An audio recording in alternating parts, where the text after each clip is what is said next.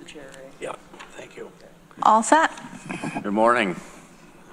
I'd like to call to order the Thursday, January 16th meeting of the Facilities and Infrastructure Committee. And with me today are legislators Lane, Mezey, Brown, and Currie. And welcome to our new county administrator, Corsa. How are you getting settled in?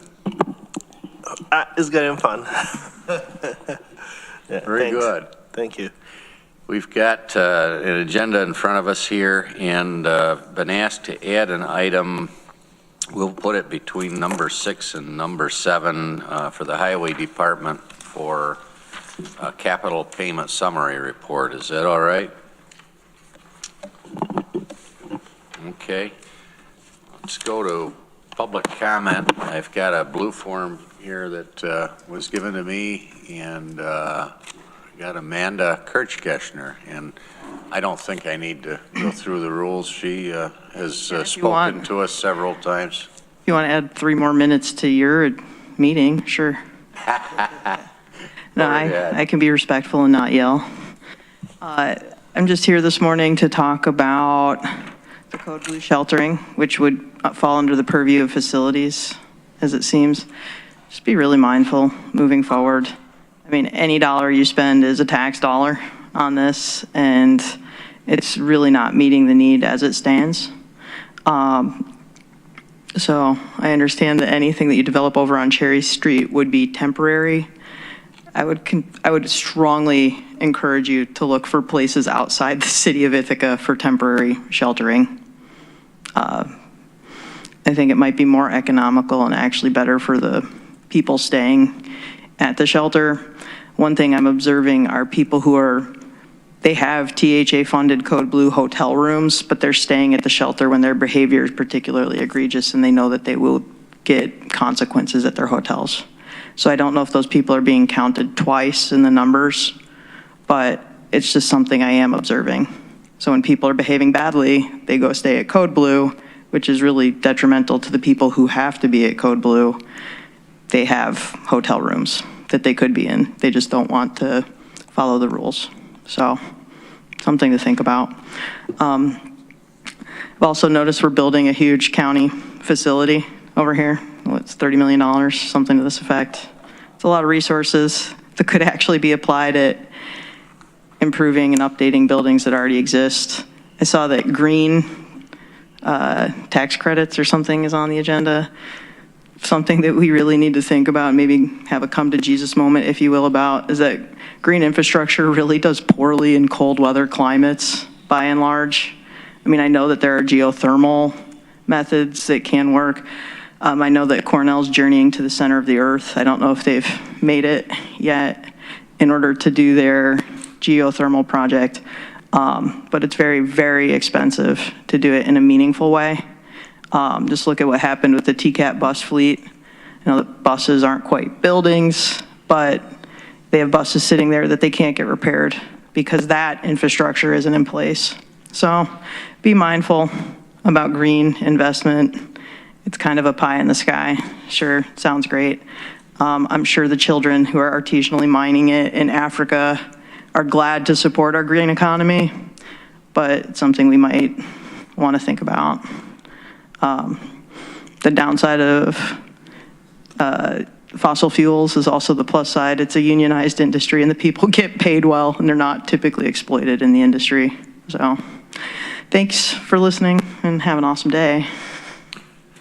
Thanks, Amanda, for coming in. The fun thing about January is we tend to reorganize as a legislature. And I know some of the priorities that they'll have in the year ahead are among those that you mentioned. Chairman Klein will be appointing new committees and giving committee assignments.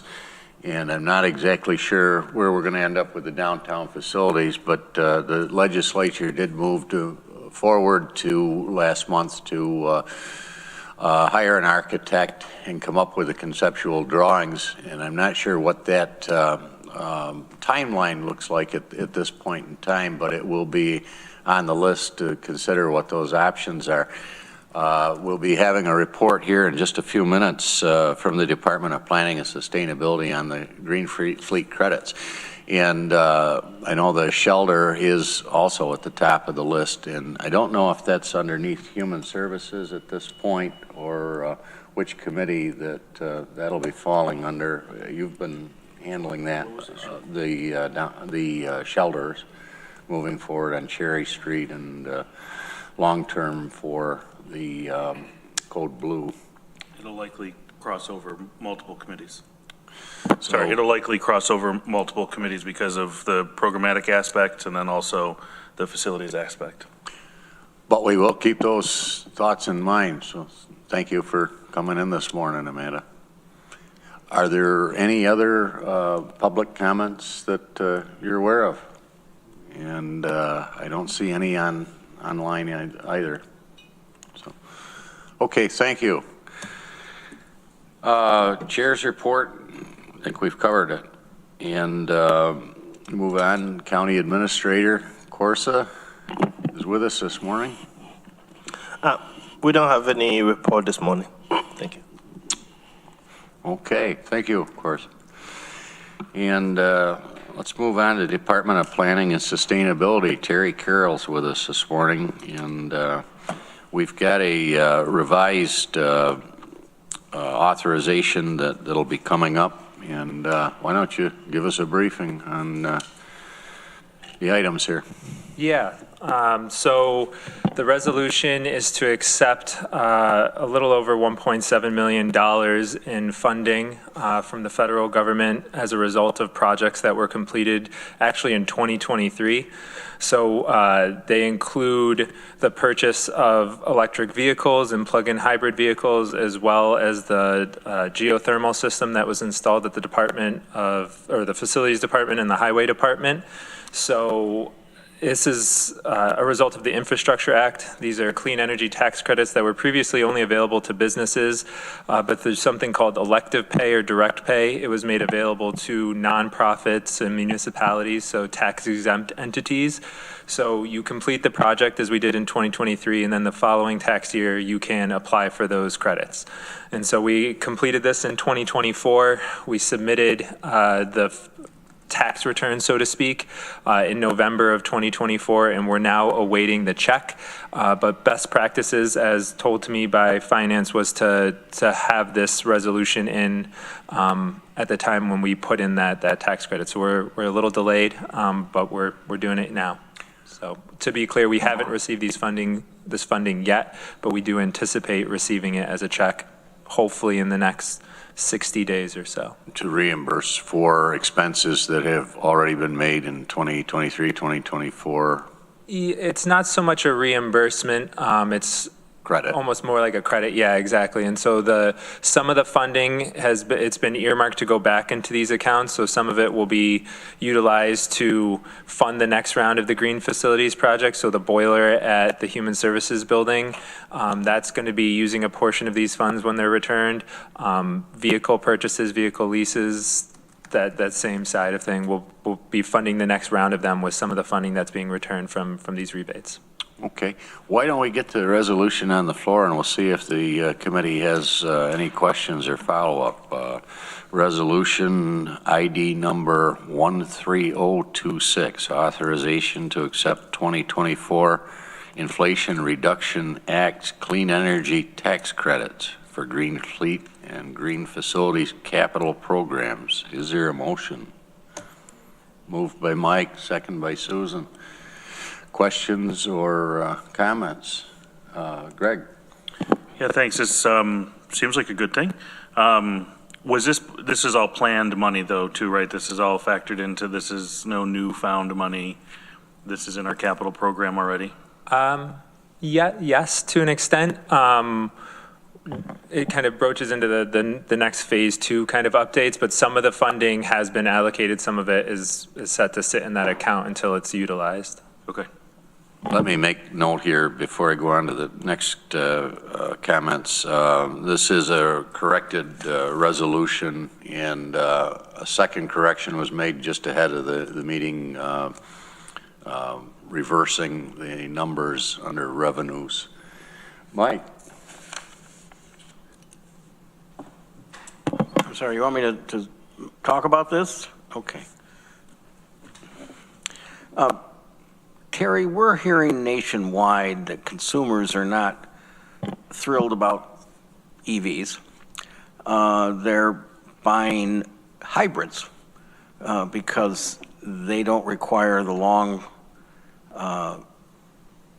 recharge times, or they can be done at home at night, and yet they still have the gas motor in them so that they can do long distances and things like that.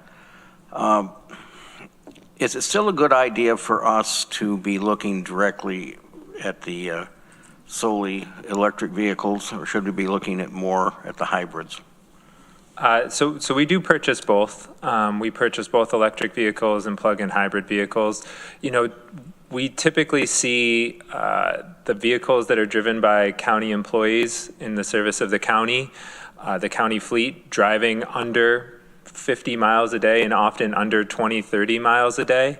So in that sense, every electric vehicle that's being sold today can do that many times over on a single charge, and then most of these vehicles are then returning back to their base of operations and plugging in and having no difficulty meeting that. So the range anxiety that I think is driving a lot of people towards the plug-in hybrid vehicles isn't typically a factor for most of our county fleet. With that said, we have heard the issue around range anxiety and finding charging stations when going to places like Albany or Buffalo or going outside of the county. And for that reason, we've continued to buy these plug-in hybrid vehicles. And so one of the more popular vehicles and some of the vehicles that we purchased that are getting us this credit is a Toyota RAV4 Prime. So it's a plug-in hybrid vehicle. It has about 45 miles of all electric range, and then it switches automatically to the gas engine if it goes beyond that range. And so that's something that when it's within the county, it's almost using electricity, purely electricity, only using a little bit of gas to heat the cabin. But when it needs to go to Albany, when it needs to go to Buffalo or some of these other places, people are able to do that, just stop at a gas station, fill up their vehicle, and not have to worry about finding charging stations. So we are doing a mixture of both. But for a lot of our operations that are just within the county, the electric vehicles make a lot of sense. So that's why we're still going in that direction for a lot of these vehicles. But the one thing I'm thinking about, we've always heard that as we got into more production of electric vehicles, the prices would start to come down.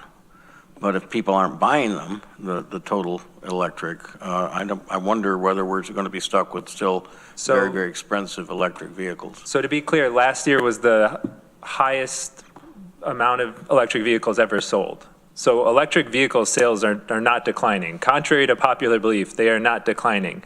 The growth curve is slowing down. So where it used to be 50% year over year of increased sales, it's not quite at that level, but the amount of vehicles, the gross amount of vehicles is increasing year over year. And so it's not the case that electric vehicle sales are declining by any stretch of the imagination. Thanks for the information. Randy. Yeah, thank you, Terry. Thank you for working on this and bringing money into the county. It's good news, and I know it was a lot of work involved in doing that. So that's very helpful, and I appreciate it. Yeah. By the way, Tesla did say they're coming out with a $30,000 electric vehicle, so I share that. Let's see if that really happens. But in looking at this money that's coming in, I think you mentioned that it's going to go towards the boilers in the DSS building. Yeah. Are we going to talk about that when we get to the phase 2 stuff? That way it won't. Yeah, we can talk a little bit. Yeah, I think the plan was to give a little bit of an update on where we are at with phase 2 when we get to that. Okay, I'm good. Thanks.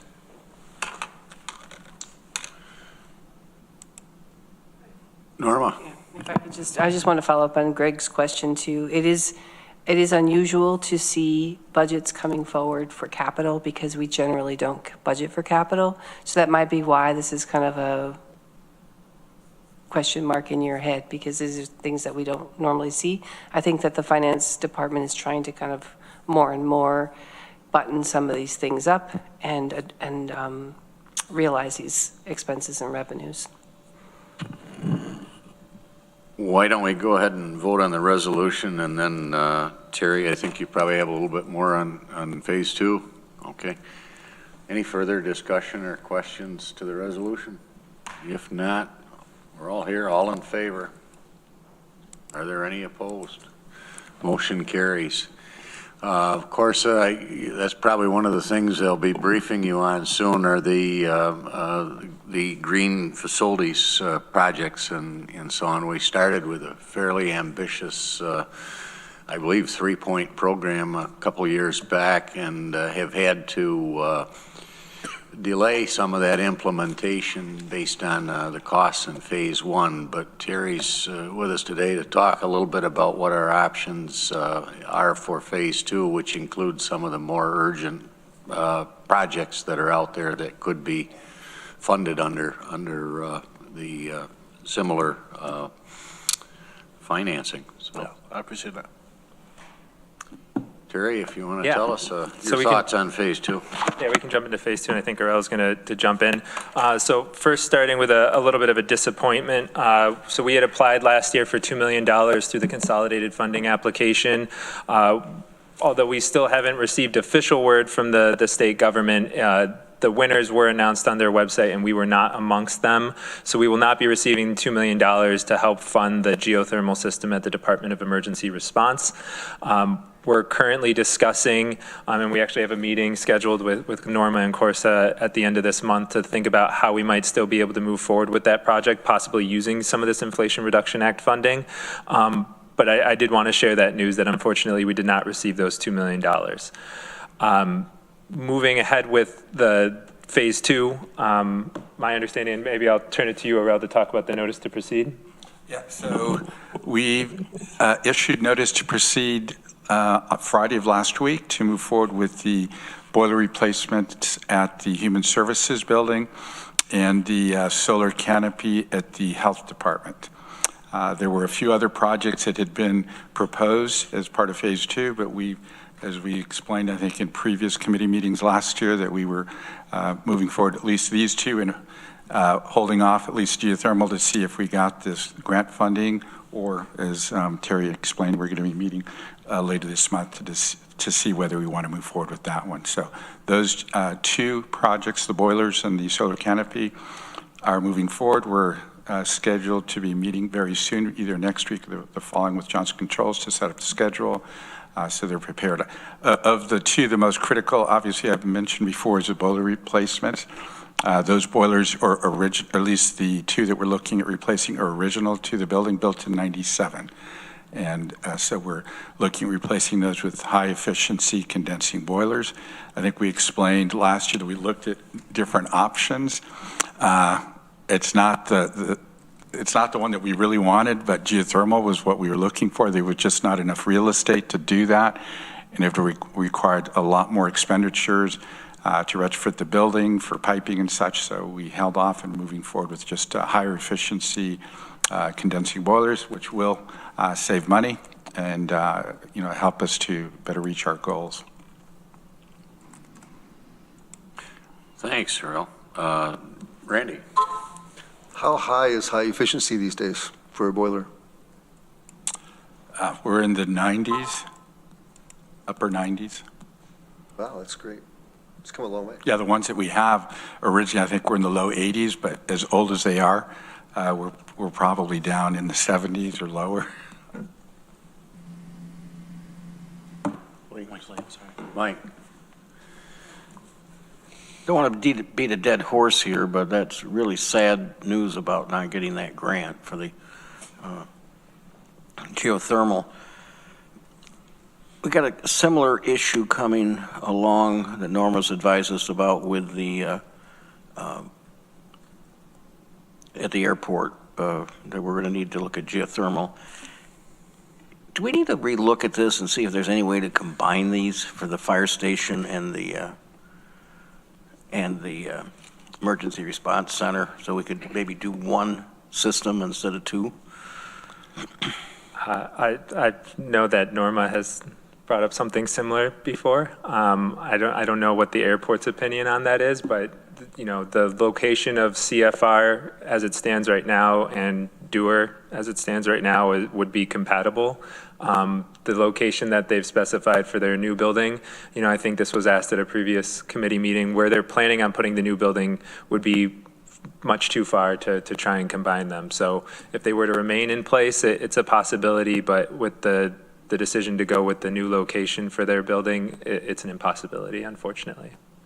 Should that be relooked at? That's not my plan. That's not mine either, but not necessarily, but that is something that we've talked to the consultant about, whether or not that was a feasibility. The problem is the safety issue, which is what they're addressing by moving that facility. So I'm not sure that, that there's a lot of options, just based on the, what they have to do to manage the equipment, the safety equipment at the airport. Sorry to keep talking about this, but we're talking about the downtown facilities and the possibility of using I'm losing the term, having a geothermal there to heat multiple buildings and things. I'm not understanding if that requires longer distances to get to those buildings, why we can't do something like that here. Yeah, so I'm glad you brought up the district system that we're looking at here. Yeah. Yeah, so we actually are starting the kickoff for the feasibility study for that particular project next Friday. Aurel and I just scheduled to meet with the consultant that'll be looking at doing a geothermal system.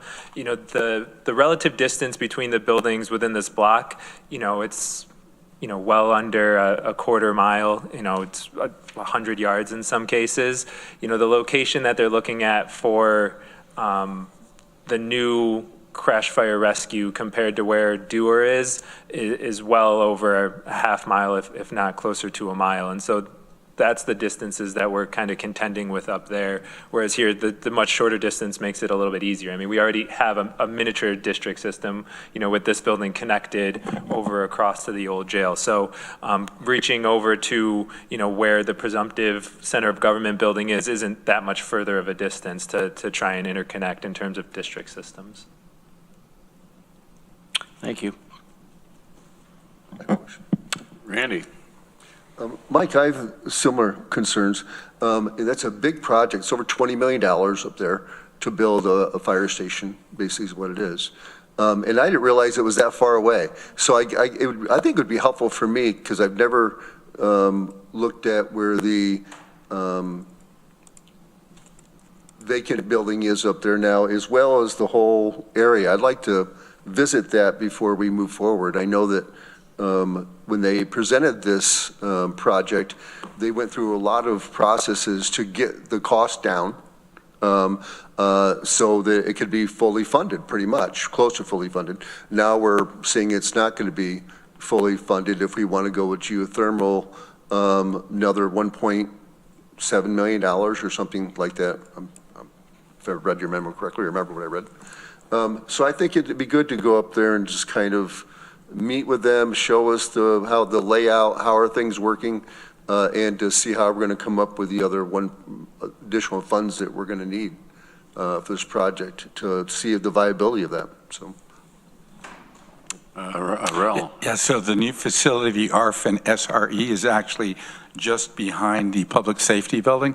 So it's on the opposite side. I mean, crash fire rescue is here, the new terminal, it's on the opposite side. So it's a long distance, and the existing well field for the terminal wouldn't be able to handle that, so they'd have to augment that. And then you've got a long distance in pumps, so there'd be a lot of losses just to do that. So it's not cost effective. Actually, years ago, this was before Terry was here, we looked at, knowing that the airport was going to be put in geothermal, we were looking at the health department to see if we could tap into that. And that was also a long distance. It's about the same distance. Also, when we were looking at the emergency response center, we looked at tapping into that well field. And it seems closer, but it's still quite the distance. And so that's why this one project that Terry referred to for emergency response would be a separate well field. But maybe in the future, with advanced technology, that may work. But we asked that question, I did at least last year, to CNS when we were talking about the our SRE project. Well, I'm going to follow up on that. Randy's got a follow-up, and Mike's got a question here. Go ahead, have Mike. Oh, go ahead, Mike. Oh, well, I just wanted to respond to Randy, and I agree with them, you know. Maybe we need to, and we shouldn't be really having this discussion without the airport being here, Roxanne and or Josh. But I'm just beginning to have questions if it's that far away, up by the public safety building, the new fire station. It seems to me that's going to be more issues with personnel getting back and forth than certainly at the present location of the crash fire rescue building up there where they have the fire equipment. So I'm just, I agree with Randy. I think we need to understand it better. At least I do. Yeah, I think, I don't even understand really what the county owns and land up there.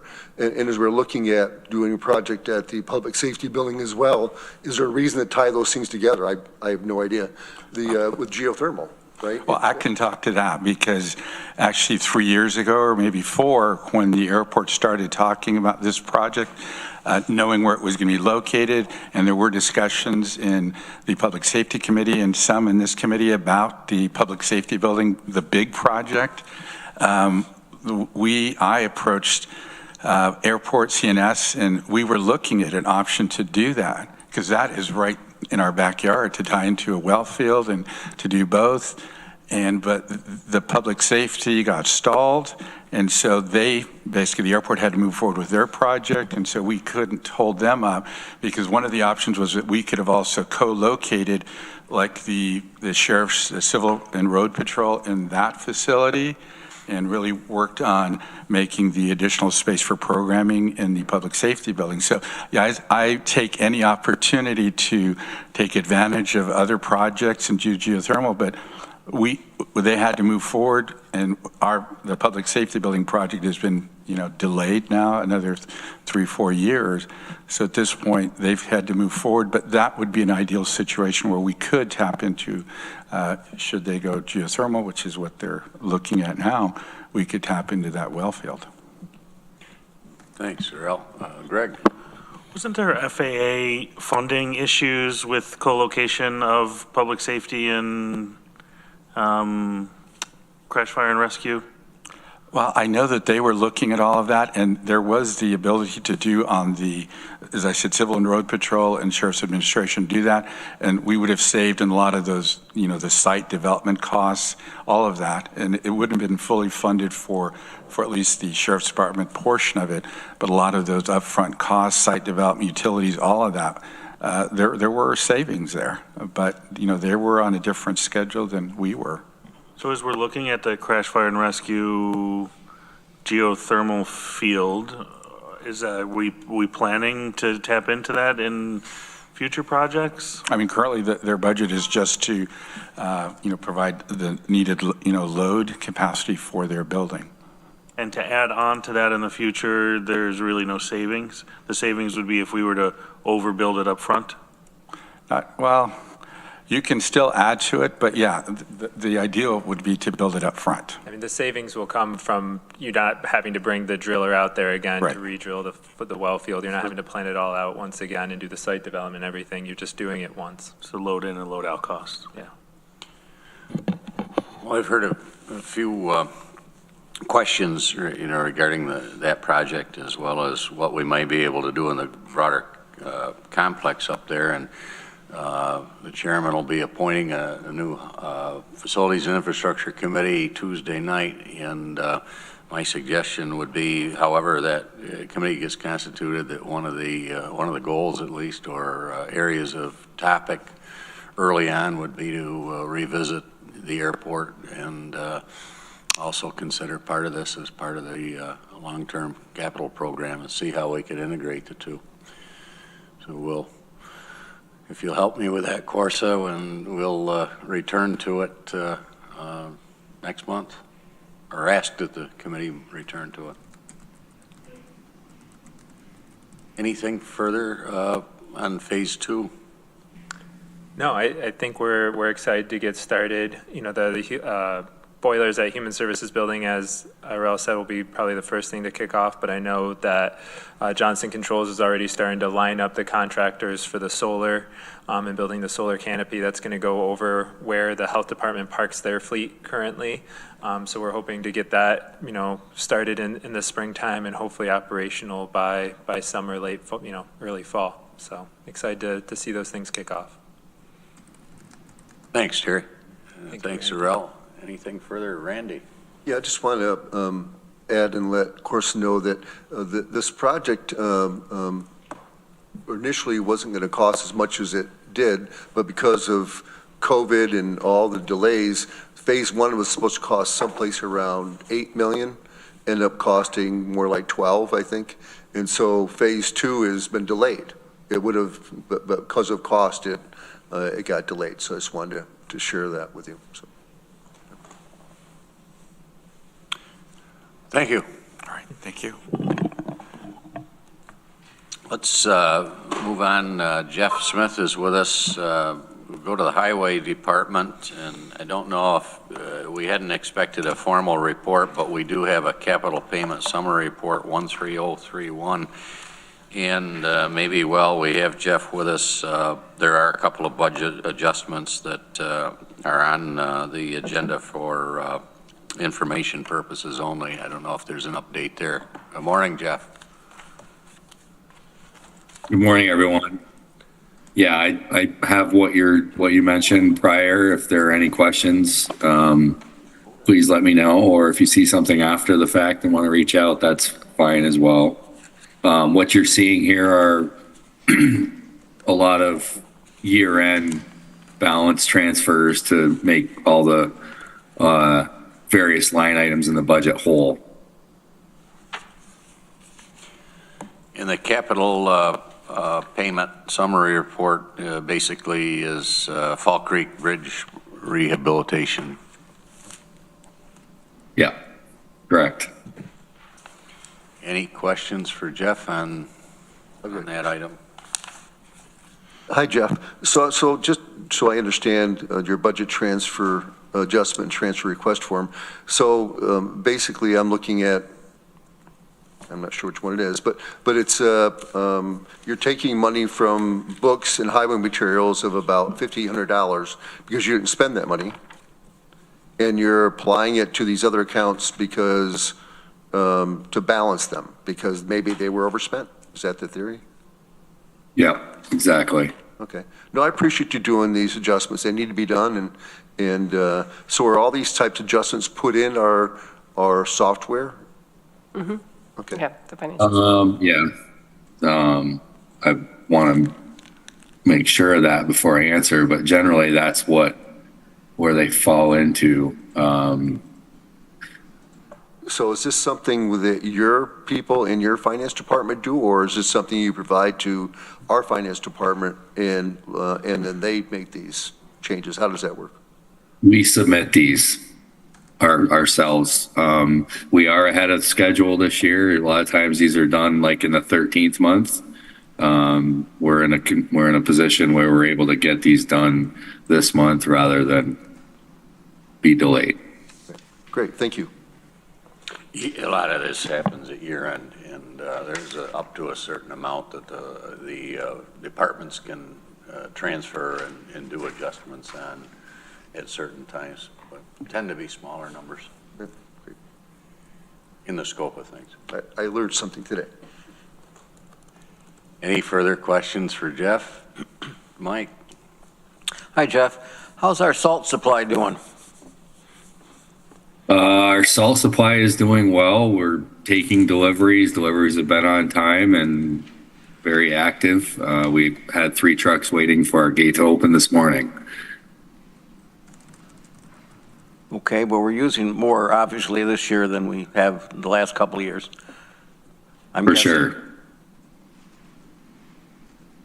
Yeah, it's definitely the last couple of years. Last year was very much an exceptional year as far as very low amount of snow and cold weather. This year is not that case. This seems to be turning into what we expect to be a normal winter. The supply is coming in as we would expect, and funds are fine at this time. There's no reason to concern. We have budget in place in order to handle what we need. Jeff, there's been some, thank you for that, by the way. There's been some discussions about the Cargill mine at the legislative level. And if we were not able to get salt from there, where would we get it? Mike, to be truthful, it's very alarming. Some of the opposition to the mine being in this location would have a very detrimental impact to not only this county, but all across this whole region.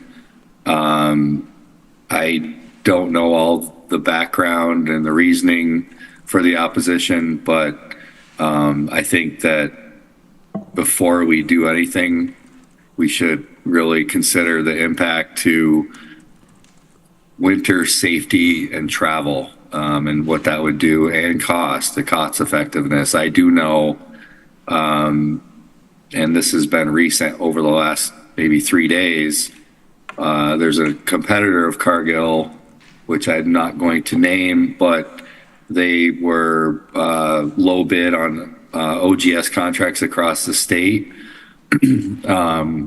Recently, their supply has been challenged, and I'm not sure of all the reasons behind it, but the effect of the delivery, and I thought this might be why you were asking me, across the state, the delivery has been a problem. This other company has been shutting down a lot of private vendors and not allowing them to purchase salt,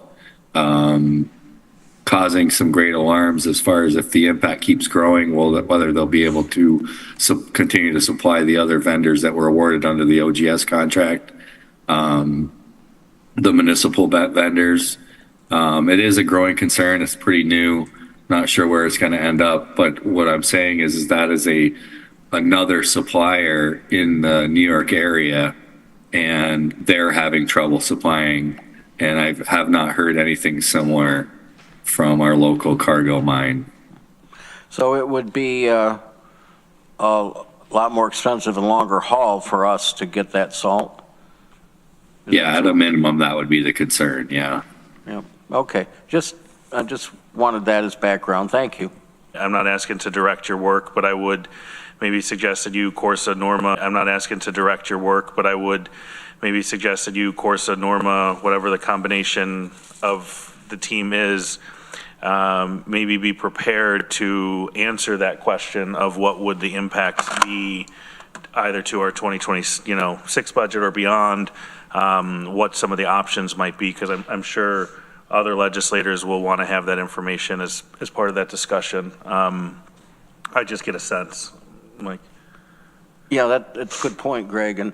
But also let's keep in mind that even if we hire some other one to bring us truckloads, I think a lot of the towns and villages actually use their own trucks to go get the salt. Yeah, and I guess it would be a good sense, Jeff. I'm sure you are relatively tapped into the various highway directors or municipal directors in the area to understand what they're doing, so that we could have, I guess, a total impact to Tompkins County type of conversation, if that's feasible. Yeah, absolutely. It's a commodity. It costs to truck it distance-wise. There's a lot of factors, and I think we could, it might be difficult to interpolate the cost effect as far as that delivery, if, where that would have to come from as a secondary source. But we should be able to somehow put a number, on that, and then, put that towards the total quantity used on an average winter. Anything with snow and ice gets obviously very seasonal. So the impact varies. I do believe we are in what we consider an average, above average winter, a normal winter, if you would.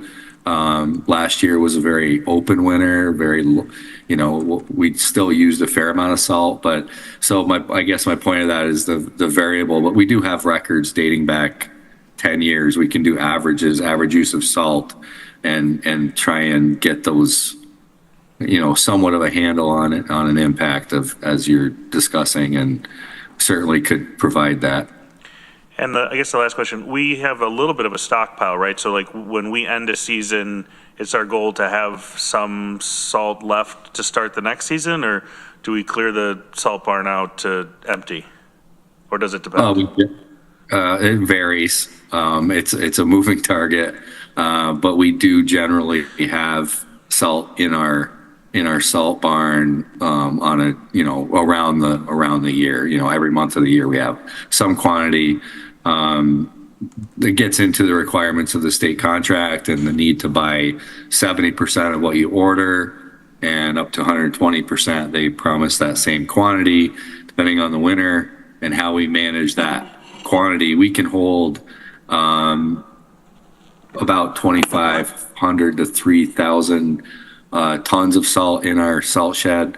That doesn't get us through a larger winter, so we need to plan and budget, and it's a full time. We need to be looking at that constantly, making sure that we have the supply. It's not a one time order delivery for the year.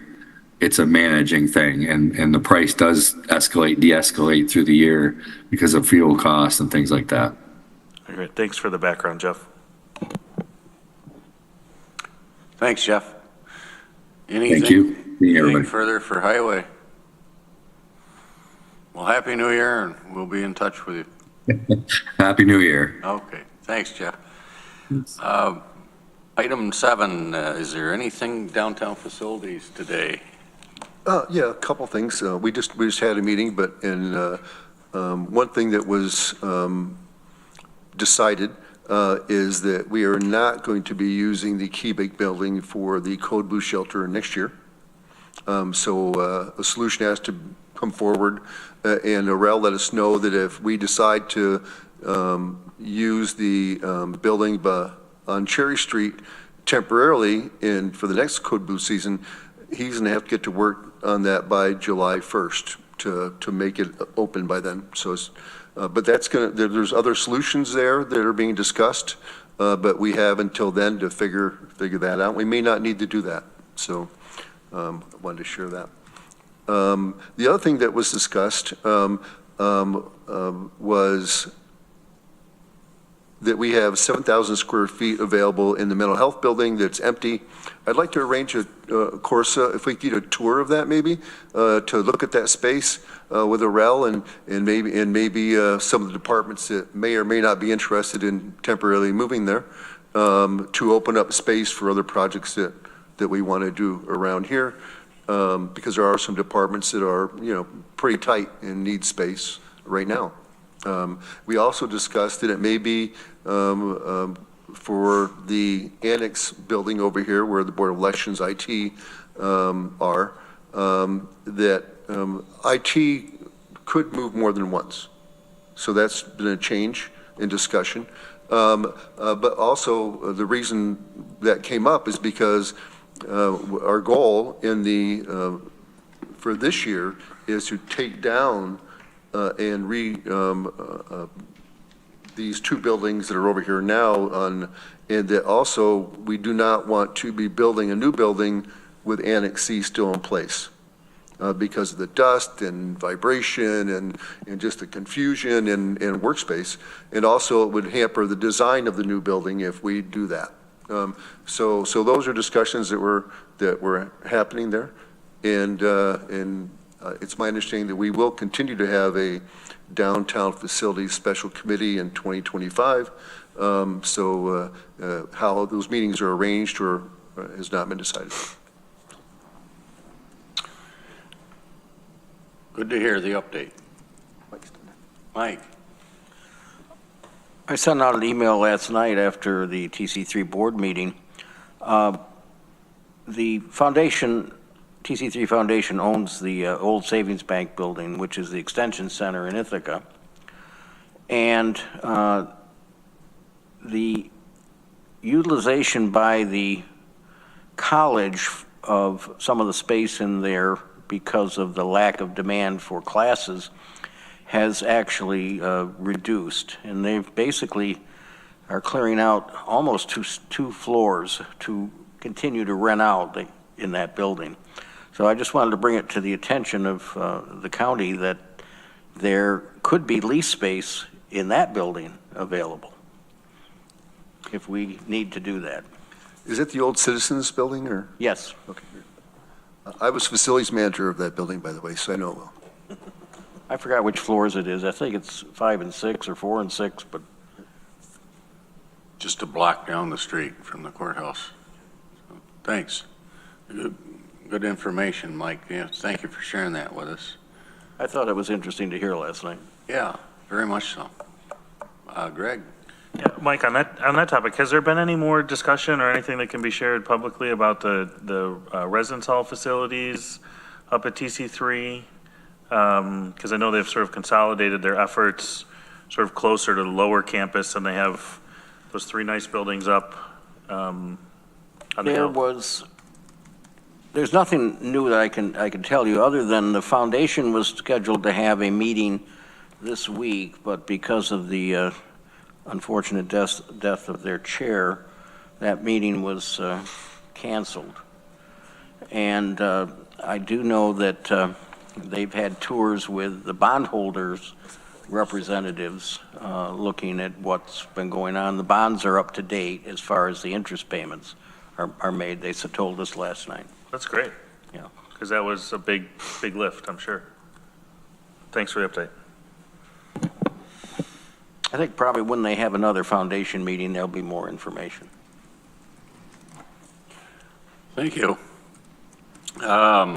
Transportation, are there any updates there? I know we don't have anybody from the departments. Mike, do you have anything transportation-wise? I could just say that the search for a new director of the ITCTC, the MPO, is continuing. In fact, there's another Zoom meeting this afternoon. Oh, we look forward to an update. I'm sorry? We'll look forward to an update. Well, we hope we get a lot of applications. Let's see. Thanks, Mike. We have minutes from December 16th. Is there a motion by Susan, second by Randy? Any corrections, additions? All in favor? Any opposed? Carried. By the way, one interesting fact I could have mentioned about the MPO, and I didn't even know this. I asked the state reps from our region that always come to our meetings, I said, how many MPOs are there in the region? And there's only 2, Syracuse and us.